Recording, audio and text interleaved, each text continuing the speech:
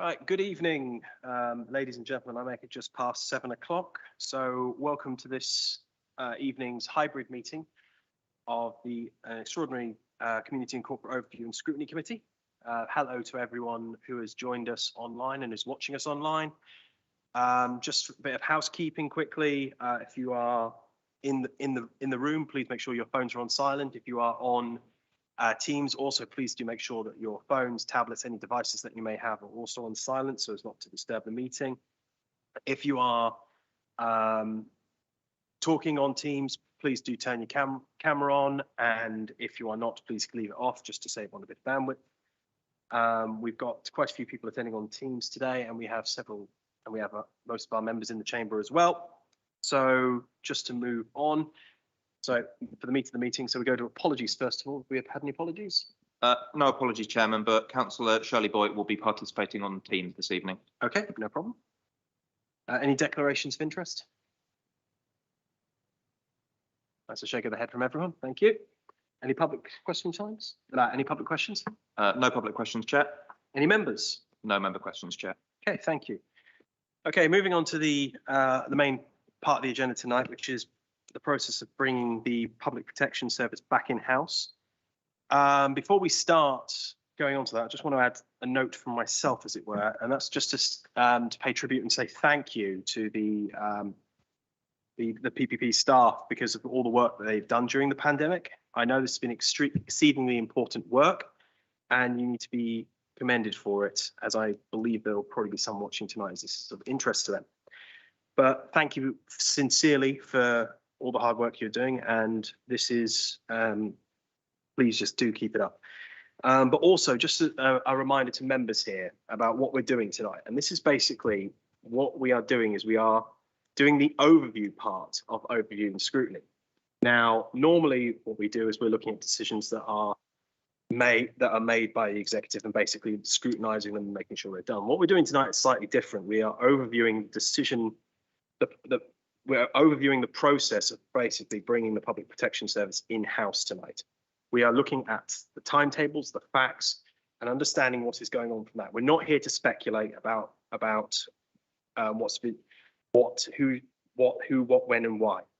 We're not looking at a decision because no decision has been taken in regards to the future format. The only decision that has been taken is basically initiate the process to bring the PPP back into house from the council point of view, which is a decision already made by full council.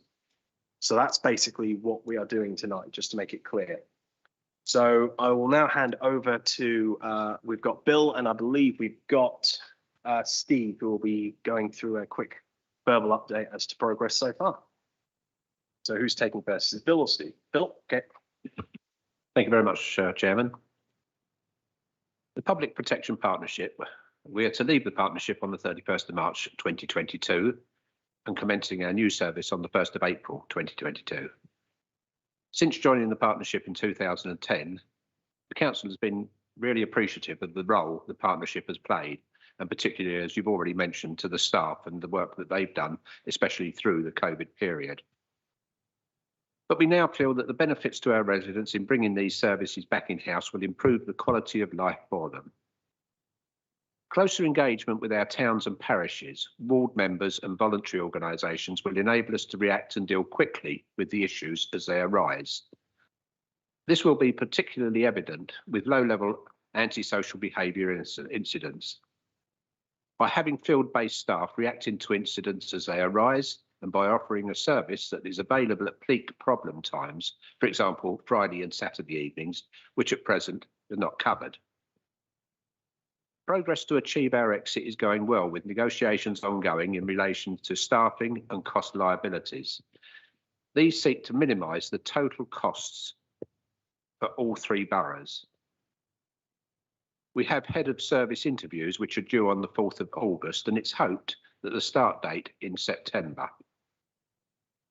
A draft exit plan is under negotiation, and we are currently discussing the third version of this. The final exit plan is required by the 27th of September. A list of TUPE staff has been received, and at-risk PPP staff have been met with. Detail of staff transition process is under development. Our existing IT system will be used with a new customer service request portal with automated delivery of cases direct to staff on a mobile tablet. A modern new system will be procured once the new service is up and running. As for building control, on the 30th of June, the Royal Borough of Windsor and Maidenhead left the shared building control service, which is hosted by Wokingham Borough. West Berks postponed their departure until January the 1st or until April the 1st, 2022. And discussions are ongoing as to whether West Berks would be interested in continuing with future changes to the service. It's to be stressed that we are making these changes purely for the benefit of our residents by offering a more efficient service and reacting to their needs promptly. Thank you.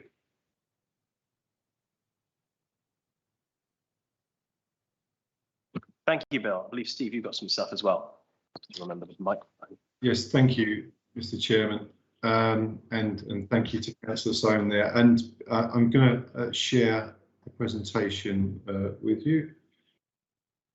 And it's going to cover a fair amount of what Councillor Soane has just said. So can everyone see that? Is that okay, Chair? Yep, it's coming through on my screens and it's in the chamber, so we're good. Fantastic, thank you. Well, the first thing to say before I go through this presentation is a couple of things. And I'd just like to reiterate again, I thank you for your comments, Mr. Chairman, and from Councillor Soane in relation to the excellent work that the staff in the PPP have done in the partnership, and also the absolutely fantastic work they've done over the last 15, 16 months, which has been obviously very difficult for a number of our staff who have really stepped up, and those staff that look after us in the PPP are no exception to that. So I'd just like to reconfirm my thanks for their excellent efforts during that period. So thank you for inviting me this evening. And I think before I move through, members may have a number of questions that may be more detailed, obviously very difficult for more answers for, but I think at this stage it's probably a number to note that it may be premature to deal with the specifics and the detailed questions that members might have, because you will see from this presentation we've commenced the process. There's a lot happening in transition, but everything is still very much a work in progress at the moment. But I will go through and deliver the brief presentation as promised. So again, why the decision to leave the PPP? Well, again, it was just been covered, but a desire for more localised service provision, more localised response, extended service hours, particularly in relation to local ASB concerns from our local communities. More localised engagement, listening to our towns, our parish councils and our stakeholders and responding accordingly. So very much about a more localised, Wokingham responsive offer. Just for reflection again, this was the decision that was taken at Council on the 18th of March, which resolved that the Director of Place and Growth, Deputy Chief Exec, in consultation with Lead Member for Environment, Lead Member for Finance and Housing, are authorised to commence the new service design and structure and start to produce the exit plan through negotiations and deliver a successful departure from the partnership. And that is what I have been doing since I've been here, and that's what I will update on today. So the functions within PPP, just as a reminder, are predominantly around antisocial behaviour, looking at all aspects of environmental health, licensing and trading standards. So progress to date is that obviously the termination notice has been served. Officers are working extremely hard with colleagues, just not internally within Wokingham, but across the partnership, to look at the customer process design, to make sure we've got a good engagement process with our customer and communities. The next point is absolutely critical. It's about staff transition plan. So we're currently talking to the staff at the moment and talking about how the HR processes are going to work collaboratively with our West Berks colleagues to ensure it is a smooth process. That is a work in progress. Again, another critical factor of bringing the service back in-house is the IT that supports the delivery of the service. Again, colleagues are working very hard on that, not just in Wokingham, but across the other authorities to make sure that it's seamless. We have produced a draft exit plan. At this stage, it's very, very early draft, and that has been shared with West Berks for comments, and we're waiting for those comments to come back. And as mentioned, myself, I led a staff briefing last week, which was extremely productive. Thoroughly enjoyed it for a good hour and a half with all of the PPP staff. I listened to their views, and we'll be factoring all their views back into the redesign as we move forward. And as Councillor Sonas just said, we have already commenced what is a critical role, which is the head of service recruitment. To get that post filled will be one of the first things we have to do, and hopefully we can do that by September. So this is really the key aspects. Again, it's the next steps. So we need to continue with the staff dialogue. It's so important. We need to keep all the staff in the PPP fully engaged. That's just not a responsibility for Wokingham, but across the partnership, to make sure they're well aware of the plans that are in place, that we can allay any fears, and we can make sure we can give them reassurances that they're of course, very valued and very much welcome into the fold in Wokingham, because we value their skills and their expertise. We also need to agree the exit plan, as just mentioned, and then we need to develop and agree on the operating model. So how are we going to structure our arrangement? What's our opening hours going to be? What processes we're going to have?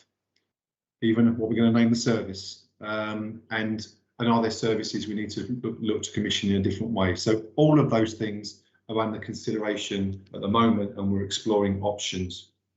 And of course, as part of the operating model, we need to understand the financial implications, understanding the budgeting elements, both from a capital and revenue perspective, and that work's ongoing as we speak. And then, of course, once we've agreed that, we need to finalise the staff structure and implement the plan. And then there's the obvious mobilisation around accommodation and all such issues that makes this service work successfully. So I'll unshare my screen, if you just give me 1 second. And that should have unshared, Chair. Thank you very much. Thanks for listening, and happy to hand back to you, Mr. Chairman. Thank you, Steve. That was very interesting. Yeah, I very much understand where you're coming from, and I will now look to the chamber for any questions to come forward. However, I will remind members once again that we're asking about the facts and figures and timetables and quantitative information here. We're not going into speculation and hearsay on the bulk of this. I suspect there'll be some aspects that will be somewhat of speculation, but that's not the purpose of tonight's for this questions. This is purely about understanding the process and the overview part of it. You can scrutinise the process going forward, but right now this is an understanding. So has anyone got any questions in the chamber? Right. Okay. Yes. And Shirley, just to let you know, I will come to you first out of everyone on Teams. So don't worry. Sam. Thank you. Thank you, Chair. What is the progress with regards to bringing the PPP back in-house? And the other question is, have there been any challenges so far with this?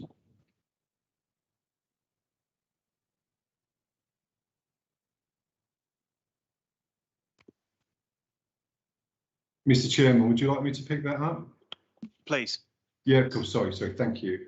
Thank you for the question. Well, I've given the current status and the process of where we are at the moment. We're looking at a range of issues such as IT, the HR elements, which are very, very important.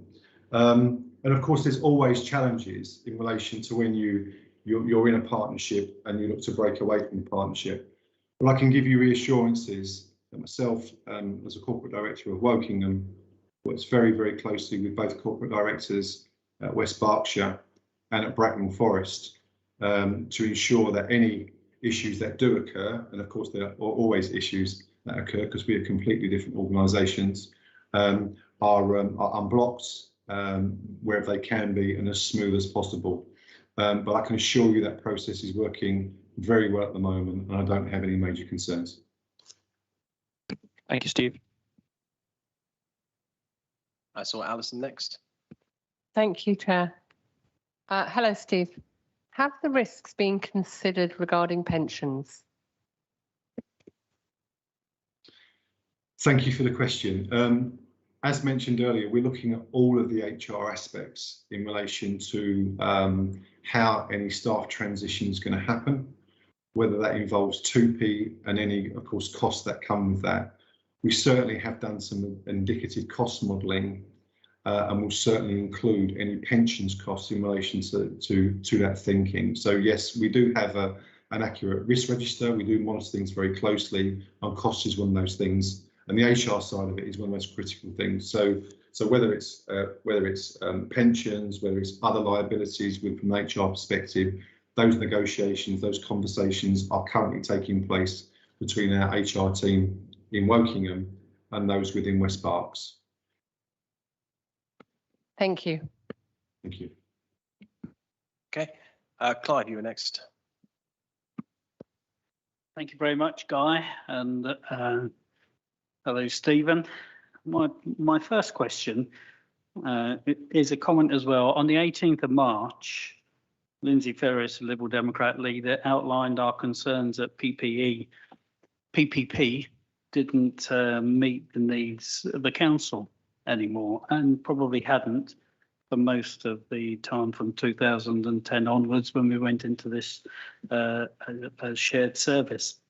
So he made his comments, and Gary Cowan, an independent member, also suggested that we looked at other options before termination.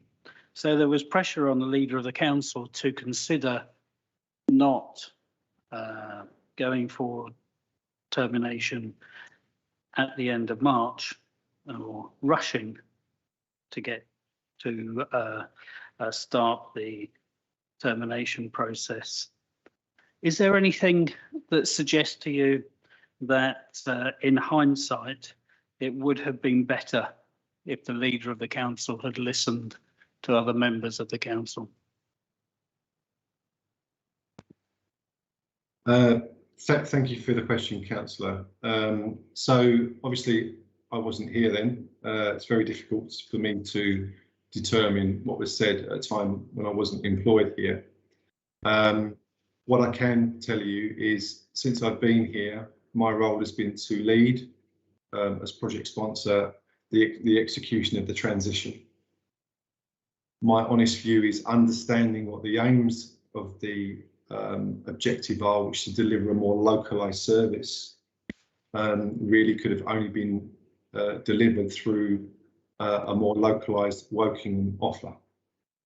So addressing the ASB aspects and addressing the needs coming through from the local community in relation to being more responsive from the service, I think the local Wokingham offer was, in my view, looking at the programme at the moment, the best objective to deliver those outcomes that were desired as part of the brief. Bill, you indicated to come in there. Yeah, more or less just repeating what Steve said, but just to say that through the whole process, I believe that the interests and the benefits to our residents was at the forefront.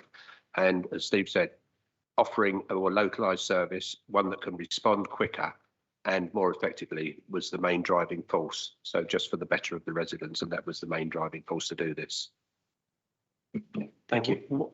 What I'm trying to get at, Chairman, is whether we rushed into doing it because we did it at very short notice. So what I was looking for really was some reassurance that we haven't rushed into it.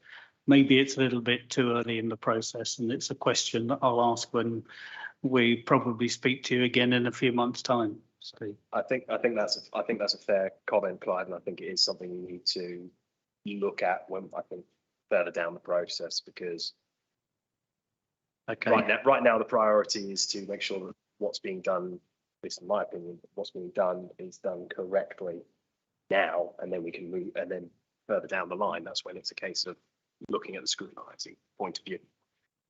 Steve, have you got anything to add on that? That's just my personal opinion, but it's a question to be basically looked at in the future. So write it down, Clive. Yes, Mr. Chairman, that's absolutely, because obviously, again, it's your one, obviously, and decision as a scrutiny, but obviously when we will continue to make progress throughout the year. And as I said, we are totally on track at the moment to exit successfully at the end of March. There's a number of things that have to happen, of course, between now and the end of March. And so maybe if we come back to a further scrutiny in the autumn, whatever, and give you a further update when some of the work in progress elements that I've shared with you are more concrete, that may be more informative for you. Okay, I've got another couple of questions. Fire away, Clive. Got a couple more, then I'll go to Paul. Okay, so proper costings and a proper plan are needed for this to be a success. When are we likely to see them? Because I believe that an overview and scrutiny committee should be able to see them beforehand and not after. And I think that's where some of us maybe differ with the leader of the council. So, Mr. Chairman, you wish me to pick that up? Yep. Yeah, I think I know what the answer is going to be, but yeah, I think it's better it comes from you. Sure. So again, we haven't got to a position yet where we have a preferred option from an operating model perspective. We are considering a number of options, obviously, to maximise the delivery of the outcomes that were specified before. So it's premature at this stage to determine what that operating model would be, and of course the associated costs in relation to that operating model. So it's still very much a work in progress at the moment, Councillor.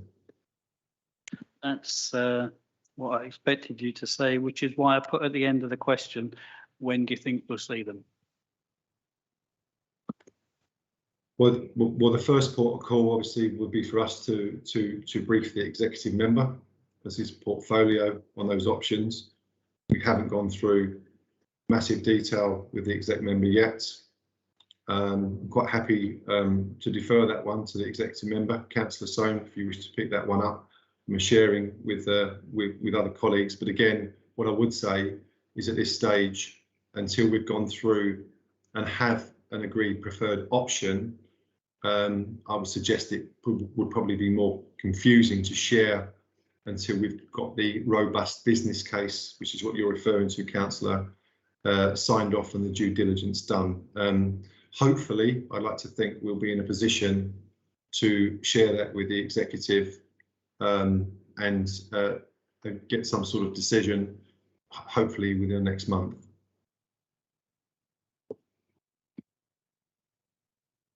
Thanks, Steve. Bill, do you want to add anything on that as you were called out there at the end? Well, I've got to be guided by Steve on the how quickly this can come through. I mean, our exit plan has got to be by the 27th of September. So I would hope that, around that time, we would have some indication of what the liabilities and what the costs are likely to be. And as he said, as soon as he's aware of that, he will let me know, and then I will be happy to let council know. Well, thank you from my point of view. Clive, do you want to come back on that and one more question? Yes, thank you very much, Steve. I shall look forward to seeing that by the end of August. Thank you, Bill. One more question, as you say, how much of the £500,000 that was put aside in the 2021-22 and 22-23 budget to ensure the smooth transfer of the services to in-house has been spent to date? And how much more of it do you think will be spent? I get that you might not be able to give down to a few pence, but you might have an idea of a few pounds. And do you think at this stage, and again, it might be too early, but do you think at this stage that £500,000 has been enough, or do we need more? Steve. Thank you, Councillor. What I would say is the provision that was made available within the MTFP of 250 for 21-22 and 250 into 22-23 is on track to be adequate, and I've got no reason at this stage to believe that any more funding for the transition will be needed from a programme and project perspective. Thanks very much. Okay, thank you. Paul? Thank you, Guy. Couple of questions for me, if that's okay. The work area of PPP is wide and specialist. It's much wider than building control, for example. But Wokingham Borough is a small unitary authority where working together with other similar size adjacent authorities does bring together shared specialist resources. And bringing it back in-house could result in less resilient service with less specialist staff available. So what's the difference now compared to 2010 when it was local?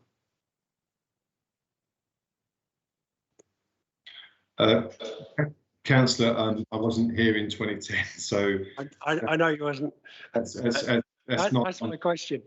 No, it's kind of impossible for me to answer. So my focus at the moment, as I say, what the chairman said at the start of the meeting is that the decision has been taken to disengage from the partnership or break away from the partnership. So we have our own service. So my focus is solely on making sure that the model that we produce is one that is fit for purpose, one that delivers against your aspirations, your community's aspirations from a safety perspective and from a regulatory service perspective. And that's my key focus at the moment. And what I will do is give you assurance that the model that we do produce will not be compromised in any way. We're looking to design something that's different and meets local needs, but there certainly will not be a reduction in any service standards that you've experienced with the shared service. Okay, thank you for that. The specialist staff I have real concerns over because it is a very wide-ranging activity, what PPP do, and there are some very specialist resources required within that. But I'll leave that in your capable hands of coming up with that right model, which actually leads into my next question. Because I note the progress that you said that you've about the head of service, but do you know the structure that will be required for the new in-house service based on particular model types, and what type, and what staff will be subject to TUPE, and what recruitment would be required? Just to caveat there, Paul, there is going to be elements of that is we should not be knowing tonight, because it's more important that the staff hear that before we do. In that regard, I know that's going to be part of Steve's answer, because this is I've been involved in a process similar to this before on a lot smaller scale. I'm not asking for detail. I'm just setting making the expectation. Overview in the particular models. Yep, that's fine. Thanks. Just setting the scene. Thank you, Mr. Chairman, and thank you for the question. It's a good question, and just to give you reassurance that the staff currently in the PPE are the heart of everything we're doing here, and our communication, as Mr. Chairman said there, to making sure they're informed of the process, understand exactly what it means for them, is absolutely critical. And I have mentioned that to them on the call I referred to last week that I had with them. What I can say at this stage is that process is very important. It's important we get it right, and it's important that it's a coordinated approach between ourselves and West Berkshire as the current employing authority. So our HR colleagues in Wokingham and those within West Berks are meeting on a daily basis, if not daily, very regularly, to ensure that that process is aligned. And the questions that you raised, Councillor, are absolutely the questions that will be asked by the staff, because they've already asked me them. And I want to make sure that I can come back and give them a comprehensive answer that is accurate, and one that aligns not just from what we're doing here, but also aligns from a West Berkshire perspective. Thank you. Thank you for that. I've got one more question, if that's okay, Guy. 12 months is a very short timescale to set a new service, bringing it back in-house. What confidence do you have that it will be fully functional by the 1st of April 2022. Thank you, Councillor. So there's a reasonably simple answer to that question. We firmly believe and are very confident by the 1st of April we will have a functioning service within the local authority that is operating at least to the standards you see at the moment, and certainly the revised ASB model in place. I think what it is important to understand is I'm seeing this in 2 phases.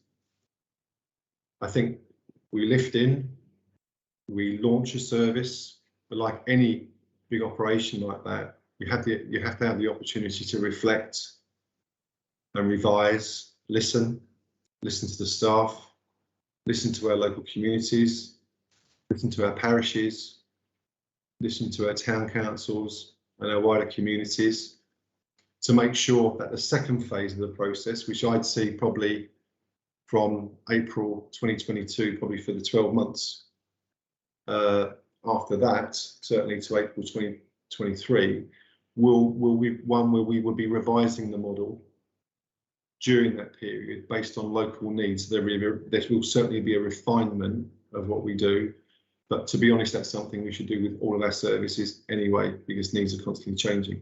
So I don't see it as a major refinement post April 22, but I certainly think it would be advantageous in the long run if we factored in that review post April 2022. Thank you, Steve, because that was actually going to be another question, but you've just answered it. I was actually going to ask the same question, Paul.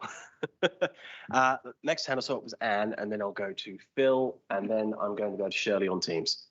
Anne? Okay, thanks. Actually, I've got 2 questions. One is, are there any concerns about the timetable? Are there any potential hitches that you're expecting? Councillor, not at this stage. So at the moment, we believe the timetable is deliverable as per the 12 months termination notice period of March 2022. So at the moment, everything's on track. There's a lot of effort, a lot of work going on across the authorities to make sure that does stay on track. Okay, thank you. And then the other question is, you're talking about, also, I think it was you, customer process design. Is it the intention that the new processes will be compatible with existing Wokingham Borough processes? Yes, he says, being a non-technical expert. I know those more learned than I am within the IT and process world will have a far more detailed answer than I have for you. But looking at our processes, our software, the compatibility of how we work is a key consideration of that transformation programme. So there is absolutely a separate work stream on that, and we have staff working on it to make sure it is a smooth transition, Councillor. Okay, thank you. Thank you. Phil, you indicated to come in there. Yeah, I'd just like to make one observation that it's not going to be a turn off, turn on system on the 31st and the 1st. I think there's going to be a gradual transition into it prior to that, which will make it run much smoother. Thank you. Phil, you indicated. Hi, yeah, Chairman, thank you for making it clear, because I'm finding it difficult to tell between Bill and Phil. Steve, thank you for that presentation. The destination, I've got to say, is one that I'm really keen on. The idea of services which meet specific local needs are exactly what I would wish to see for my ward. So I'm delighted to hear this is going ahead. But during transition, I wonder if you expect to see any reduction in service in any of the services, and if you could tell me if there are any mitigations in place, because there are bound to be some balls that just fall off the track somewhere. Are there any mitigations in place for who picks up those responsibilities? Thank you, Councillor. If the HR process is agreed, that's communicated effectively, and the systems are in place and known, I see no reason why this would not be, from a process perspective, extremely smooth.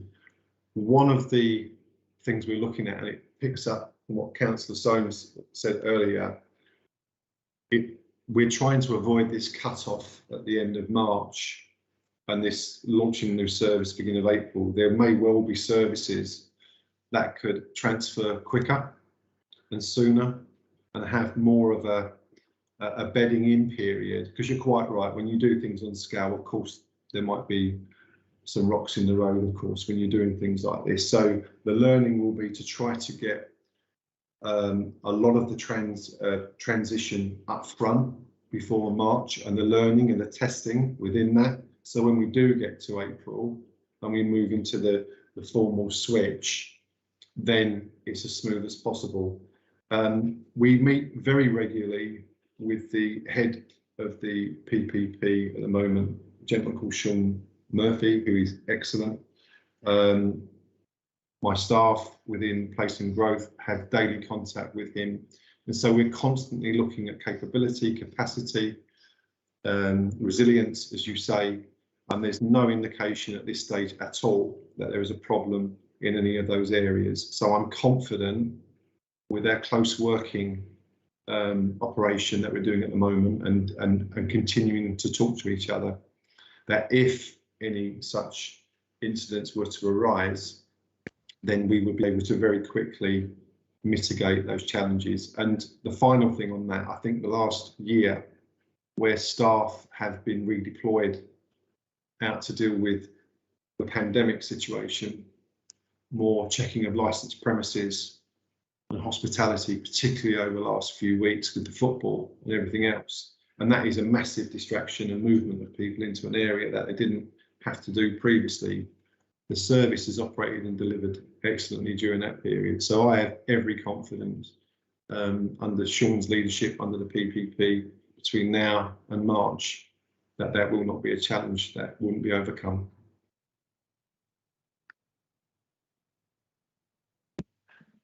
Okay. Good, Phil. Yeah, that's great, thanks.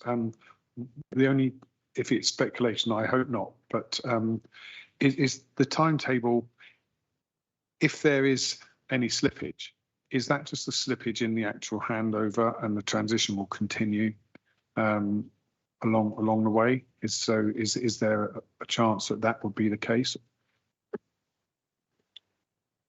Councillor, do you mean a slippage beyond March next year? Is that what you're referring to? Yeah, well, what I'm thinking is the transition will be going on as ongoing, as you said, starting before and moving across a timeline. Does that necessarily mean that there is any difficulty with any slippage in the date after March? That's not envisaged in our plan at the moment. We do have some time built into the programme. In fact, we are trying to bring things forward, as I mentioned. So there is little risk in relation from an operational perspective at the moment, and that the transition will not be completed and in place by the end of March. That's great. Thanks very much. Thank you, Phil. Shirley, I'm going to come to you on Teams, as I did promise. Thank you, Guy, and thank you, Steve, for the presentation and the answers to the questions so far. I've got one question and one observation, really. One is that you've mentioned antisocial behaviour quite a lot, and obviously that is an important issue, and it does vex our residents, and not having cover at weekends and so forth. But I'm assuming that the whole withdrawal from this PPP didn't just hinge on improving response to antisocial behaviour. So I just wonder, with some of the other aspects of the PPP function, licensing, trading standards and so on, public health, are there any other key areas where you think real improvements can be made for our residents?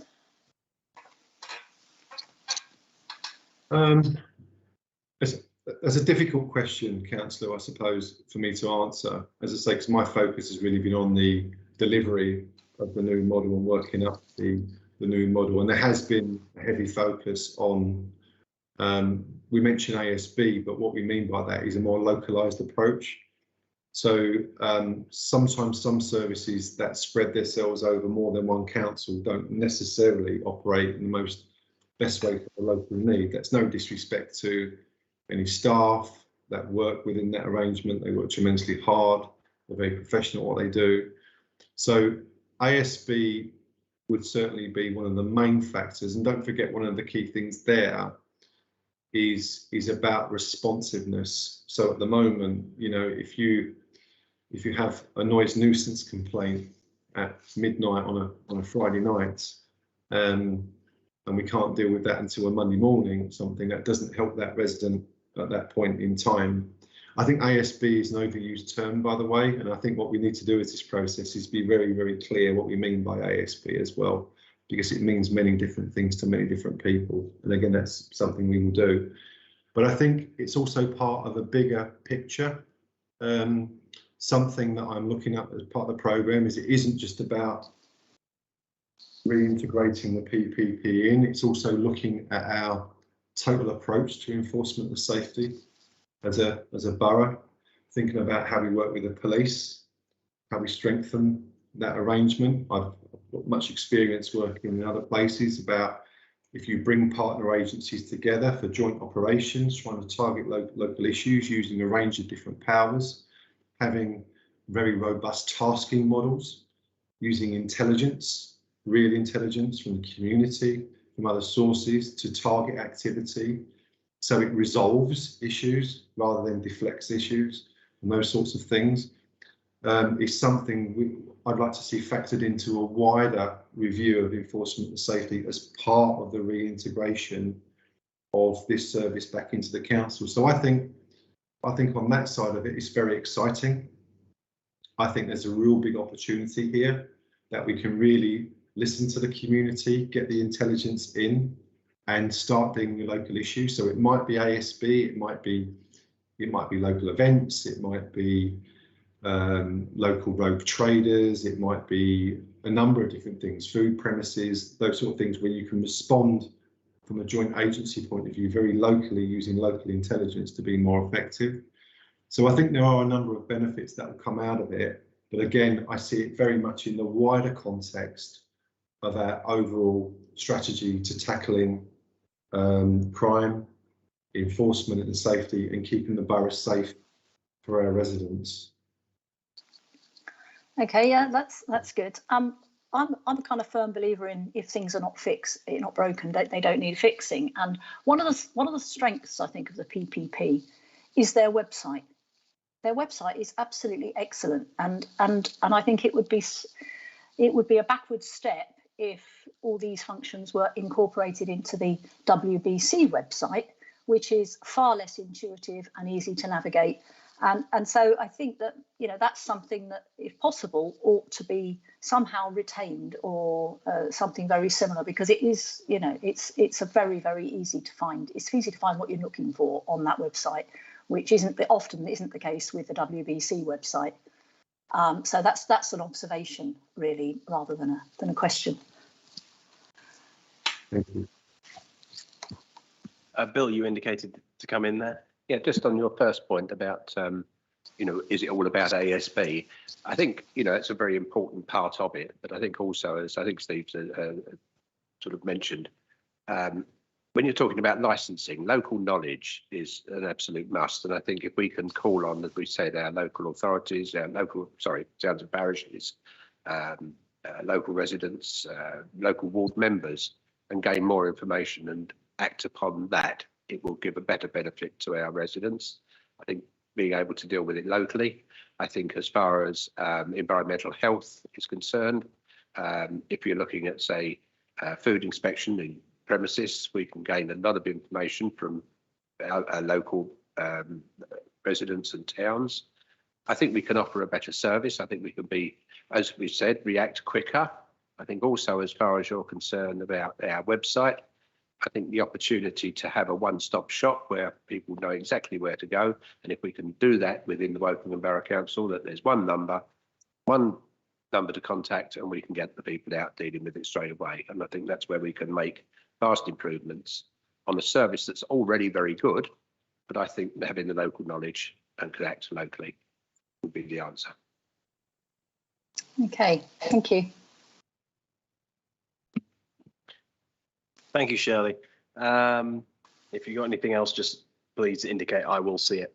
I was going to ask about opportunities, but in this one, and I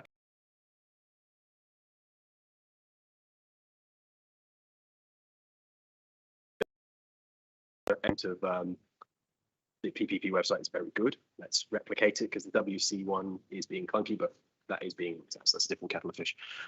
Clive, you indicated you wanted something else, and then Alison. And then I'll go to other people on Teams if they so indicate. Yeah, thank you, Guy. Is there an option to revoke Article 50? So, sorry, I mean the Really? Termination notice. That might be more to Bill. Well, it's got to get into the legalities, and I'm not a legal person. I would not be able to answer that without taking advice. But I would see no reason to have to go down that road anyway. I'm that confident that we don't need to. Okay, thank you, Bill. So on top of the 500,000 that we've got to spend over a couple of years to ensure a smooth transition, is there any possibility that we might have to pay a divorce bill as well? Is there any possibility that compensation is due to the other councils because we're pulling out? Mr. Chairman, would you like me to pick that one up? Yeah, just I'm conscious as to fiscal matters. So if there's something you can't say, don't say it as always. No, it's quite a simple answer. I mean, these things are complex. Obviously, our legal people are talking to other legal people. These things are negotiated, and I'm not in a position to really add any clarity to that. What I will say is there's a willingness from all sides to obviously keep any sort of liability down for all parties, and that's the spirit in which we are driving this forward. But I really can't add any more at this stage. Okay, thanks. So the current agreement says that all partner authorities must use all reasonable endeavours to agree an exit plan. So is that happening? And I want to be very specific here. Is Royal Borough of Windsor Maidenhead doing this? Is West Berkshire doing this? And is Wokingham doing this? Mr. Chairman, so Councillor, just for correction, Windsor and Maidenhead is not part of the partnership. It's Bracknell. It's Bracknell. And you're thinking building control. Yeah, so it's yeah, sorry, right. Yeah, it's Bracknell, West Berks, and ourselves, we are all, as I said before, working collectively together under the spirit of the agreement. As I say, I meet with counterparts, both corporate directors in West Berks and Bracknell on a regular basis where we discuss issues. And as been raised today, of course, it's not as smooth as anything because you're always going to get difference of opinions on certain things, but that's our role as senior managers in organisations to sort of look, discuss and agree way forward. So we all keep on playing because we all have a vested interest here to make sure that the transition is as smooth as possible.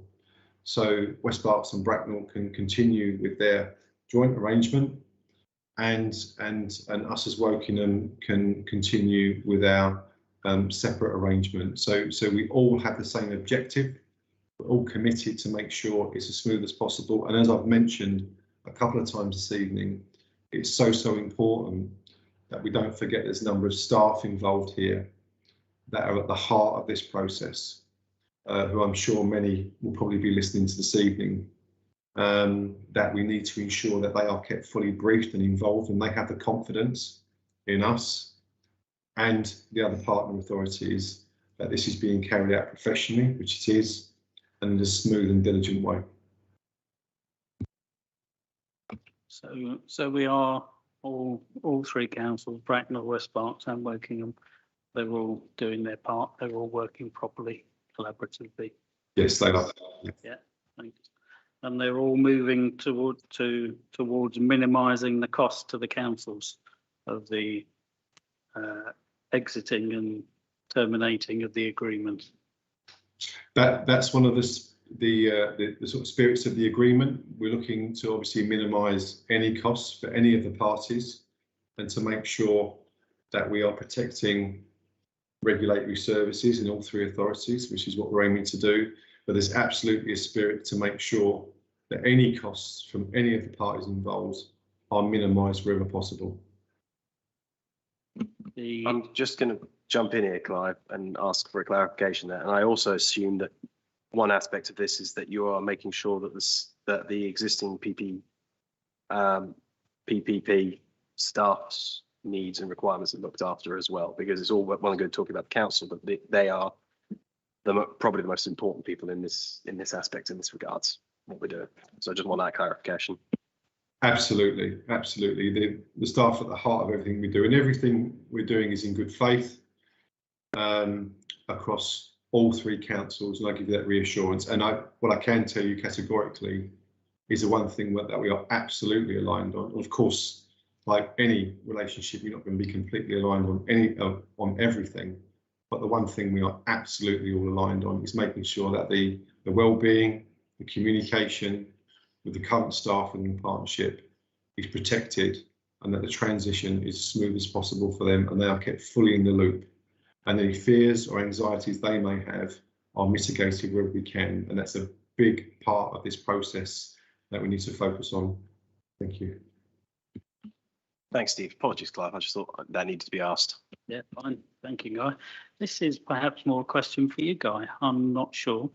But on page 8, it says under Rule 6.3.24, an overview and scrutiny committee has a right to further information in respect of any meeting of the council committees or its boards, but this only relates to decisions already made.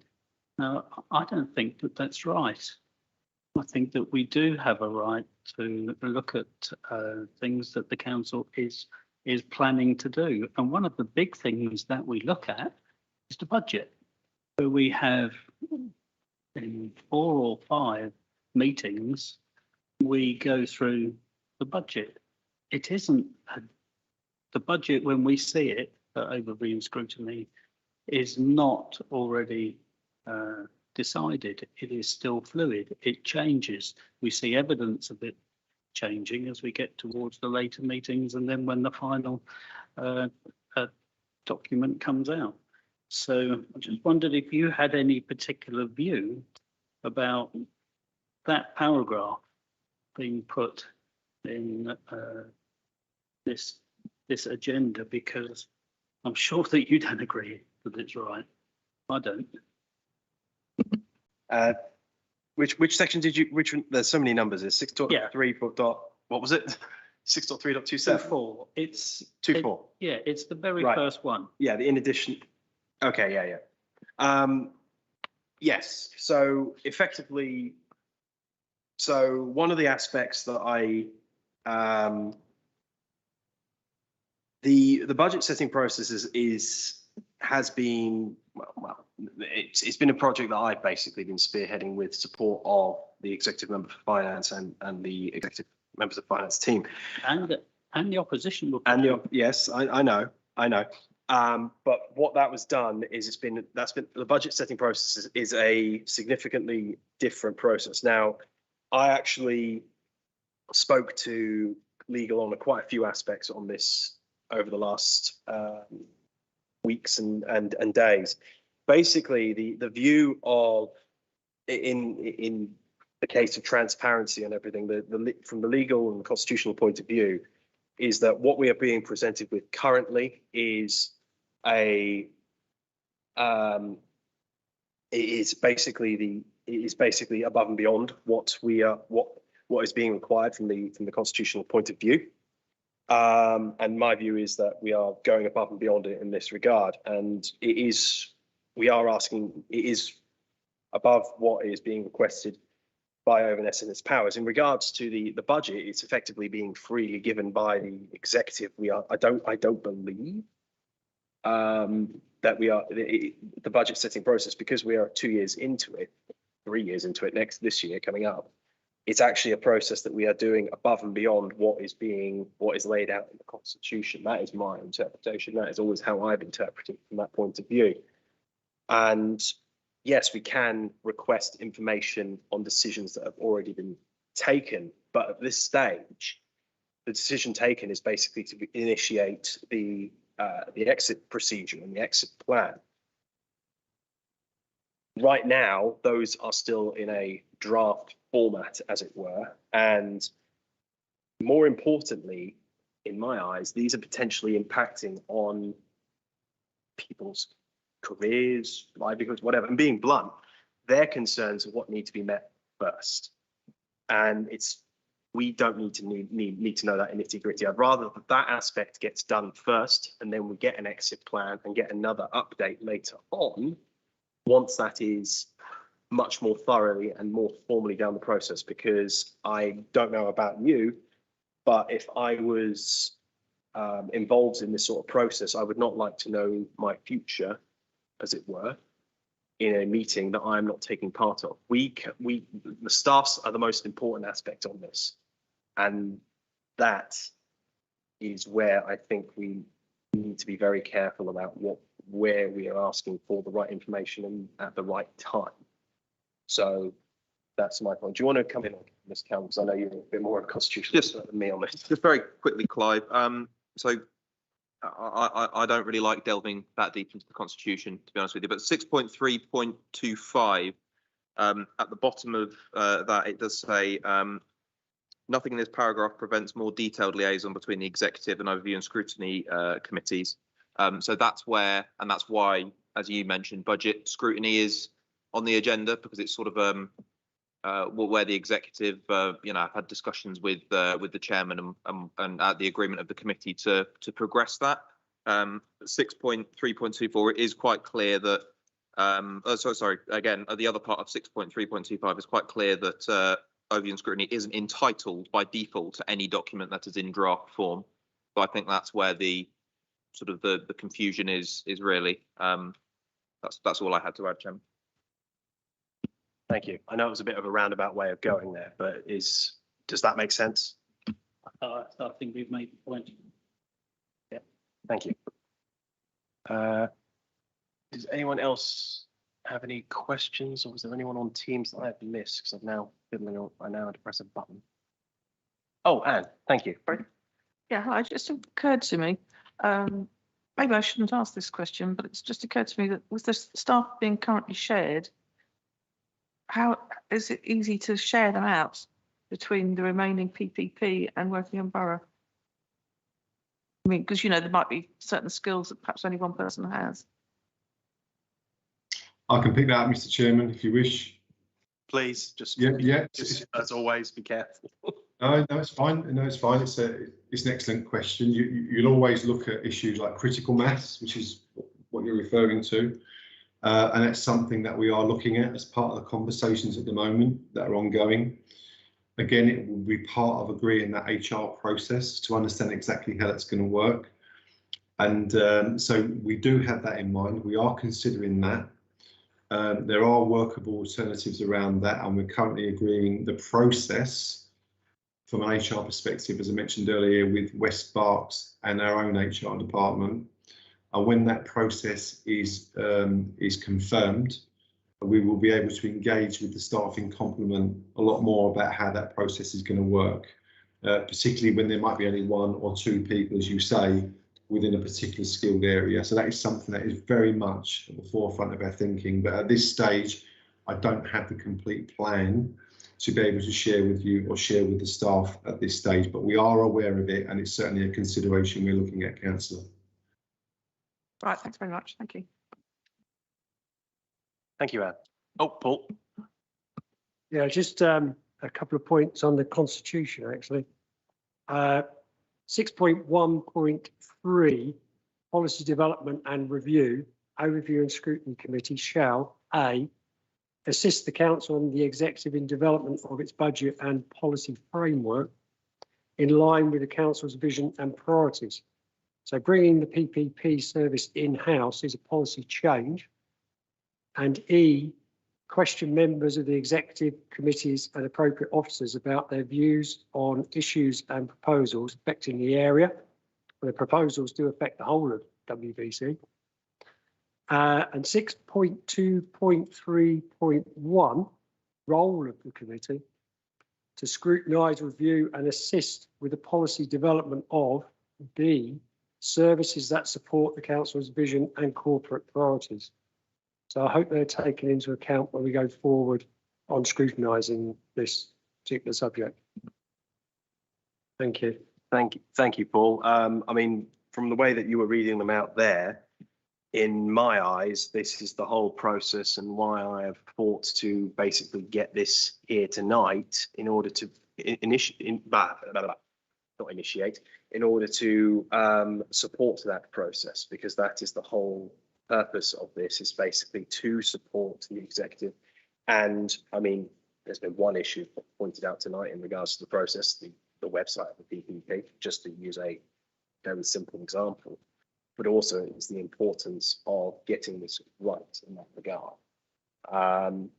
That is the whole vision, and I'm sure the executive member and officers want our support wherever we can, because we are a wide and varied group, and we should leverage our own expertise in different areas. Yours on transport, Paul, as an example, to benefit this council.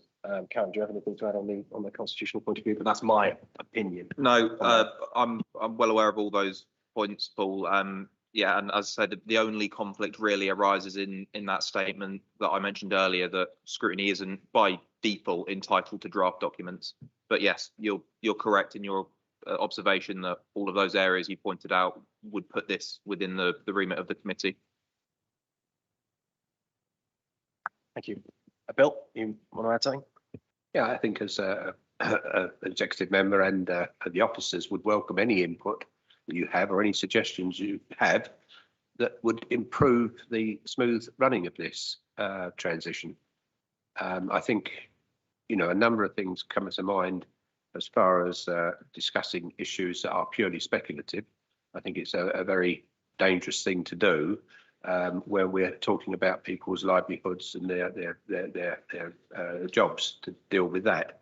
But I do welcome any offers, any suggestions that anybody has, as I say, to make this a smooth transition. Thank you.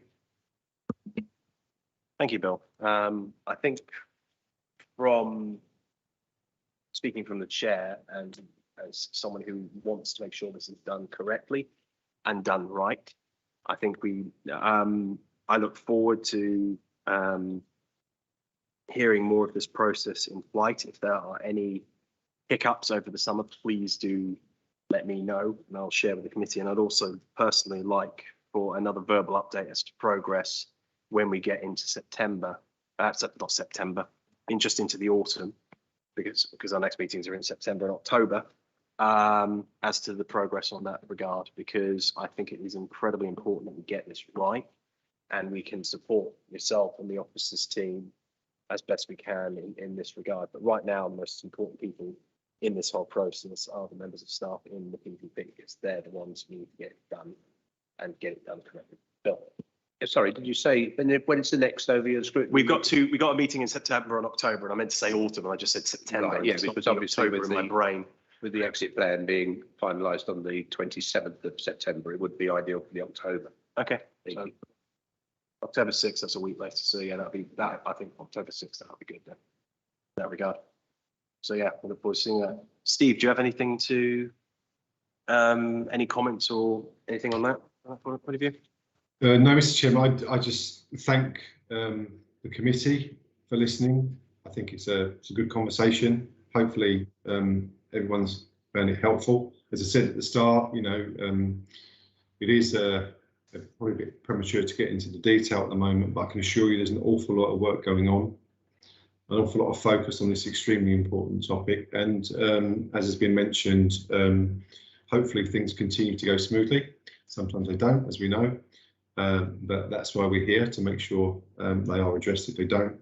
And more than happy, of course, to come back and update periodically as and when required. We've got something of detail to report. So just like to thank members for their contributions this evening, and yourself, Mr. Chairman. Thank you. Thank you. Although I did see Shirley's hand jump up on Teams just now, so I'll go to her first, and then Clive, you've got one more. You indicated. Thank you, guys. Sorry, I just thought of something else, was obviously you need a reasonably large team of people working for you on this transition. Have new staff been taken on to effect the transition, or are you using existing staff? And if so, are other services, the other things that they should have been working on or were previously working on, how's it all going to work? Basically, are some other things going to suffer because of this project and staffing levels? Thank you, Councillor. So, knowing the Programme Management Office the way I do, and Sally, who does a fantastic job in managing that, I can give you absolute assurance that she would not let something else be compromised as part from a capacity point of view. We've talked today about the funding, the 250 and the 250, and so resources have been brought in. Like, for example, we've got an HR dedicated person in to deal with this at the moment. David, who's on the call today, is the project manager we brought in to really get into the detail and liaise those frontline conversations every single day. So there has been additional capacity brought in, because of course the successful delivery of any programme is to ensure you've got the capability and the capacity to deliver it. And one of the biggest failures in programmes is when it doesn't happen. So I can assure you we are certainly resourced to deliver this successfully, and I'm not aware of anything else being compromised in any way. I'm pleased to hear it. Thank you. Thanks, Shirley. Clive, one, please. Yep, thank you, Guy. Is there any possibility that we could have an opportunity before the exit plan is actually agreed to review it without looking at any details of staff's personal details, the costs of the staff, anything to do with staff? Is there any way that we can look at how the service is supposed to be changing before the exit plan is actually agreed? Mr. Chairman, I believe Councillor Soane sort of answered that one earlier on when he was talking about an offer of, obviously, once he's agreed as exec member, he was quite happy to share the proposed structure. But again, I'm not an expert on the Constitution, so I'd have to defer that one to those who are far more learned than I am on this particular issue. Bill? Yeah, I stand by what I said earlier, that once I have the information, I will share it with members. Thanks, Bill. Guy, can I just clarify that? When you say with members, Bill, is it members of this committee? Well, I think obviously once that's decided, it will go through the executive first, and then on executive agreement, it will come out to members. That's the best I can say at the moment. I think you're referring to not executive meeting, but basically the briefing. That's what I was looking for. Yeah, briefing meeting. Okay, yes. that's why I was just clarifying, because an executive is a decision-making body. Briefing is different. That's basically when the plan is saying, so effectively once it's approved at a briefing point of view, and therefore we actually have a plan that is acceptable through. That's when it's coming through. That's what I'm interpreting it as. So we will get it before it is formally published ahead of an executive agenda. Correct, Bill? Okay. Okay. Right. I'm not seeing anyone else indicating. So can I thank everyone for this evening in covering this item? I know this is an immensely important issue, and it is incredibly important that we get this right. So I thank everyone for this evening, as it is an exceedingly hot day. I'm actually, for those of us in the chamber, I'm certain some of us are actually grateful to be in air conditioning for a change. So on that matter, if those that were attending for this item, thank you. You may now go and enjoy a lovely evening in the sunshine. For the rest of us, we've got to try and set the agenda for the next few meetings as well. Other than that, thank you very much, everyone. If you don't want to hear about our program for the next 2 years, you may go. Thank you very much. Right. Okay. So, thank you, Bill. So, Callum, go ahead. Do you want to come Yeah, where we're going? very briefly, members. So, as set out on page 12, that's our current program for your upcoming meetings. So, where you see provisional next to the leisure service provision / leisure strategy, that's no longer provisional. That's I've had agreement that is coming to that meeting. The only other update I have really for you is we've got a provisional date for the budget scrutiny virtual training, which should hopefully be on the evening of the 27th of September, which is ahead of the first budget scrutiny meeting in October. So I believe offering that to all scrutiny members, Chairman? Yes, please offer that to all scrutiny members.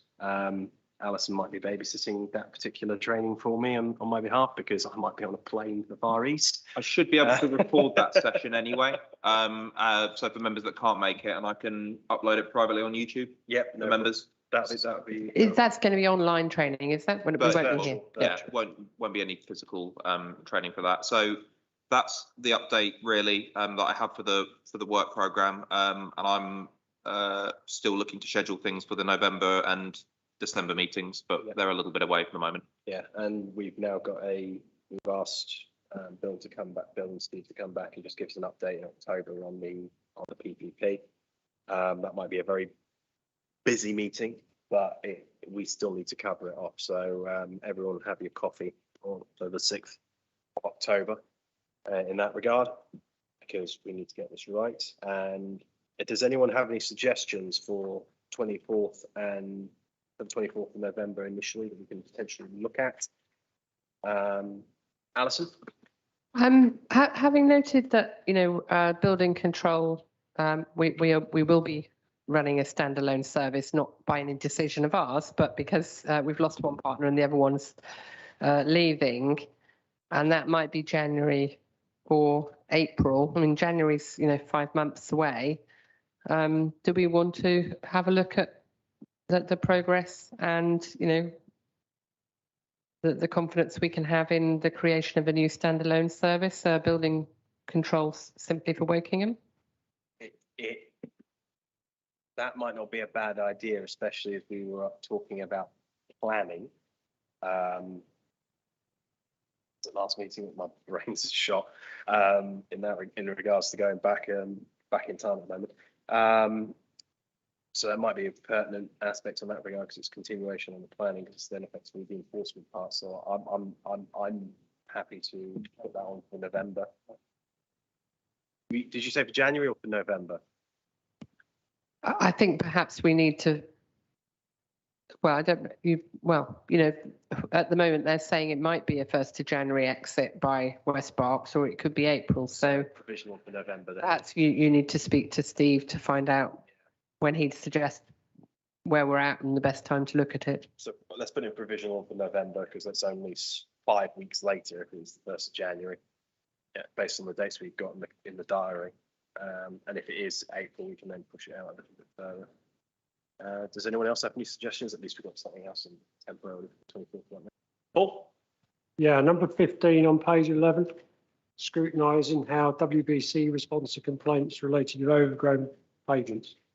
That would actually be a good idea for November because the growing season would have ended and we're 3 months in after that then. So yeah, let's do that in November. Good idea. I think that'll probably cover off November. Yep. And I will arrange an update for the arts and culture strategy because obviously members asked that an update come back to see how implementation is going.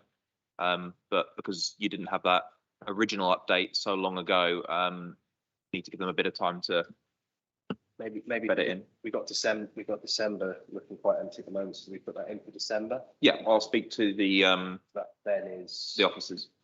10 months. February we did that in April. Your favourite thing, Mr. Chairman, number 7.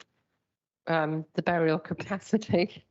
I just wondered where we're going to put that on, and we heard from the lead member at our first meeting about having our own crematorium here and the progress of that. So worthwhile asking what the progress of that is, and then maybe having them come back when at appropriate time on that point of view. Yeah, I'll liaise with the officers, Alison, and I'll get a date in the diary. I'm glad I made it my favourite topic, because otherwise we would have potentially into an issue, that one. So I'm glad we did look at it. That's an example of ONS doing a good job. Okay, I think we got a few. I think we got a few things we can still flesh out December, but we got that is that is according to my daughter and having starting the countdown to Christmas already.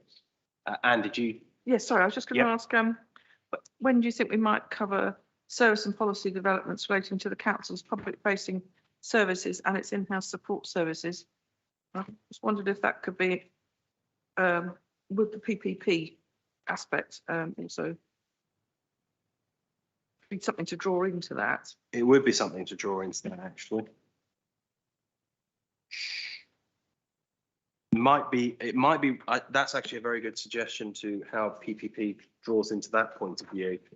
So maybe that's something we could look at in January after things are basically how the plan goes into that point of view. Okay, thank you. But maybe that might be a good idea. I think we can definitely say that January would be full if we did that. Yeah, we've still got time. It's 5 months till December and 6 months till January. So we've got that. So we've got that aspect. So I think we can put the agenda to bed for the time being. And if things drop and fall, Shirley, I've just seen your hand go up. So, sorry, Guy. I just was thinking about number 10, this reviewing highways and transport issues. And I think I've said this before. I think I said this at this point last year, where I think that it's too big.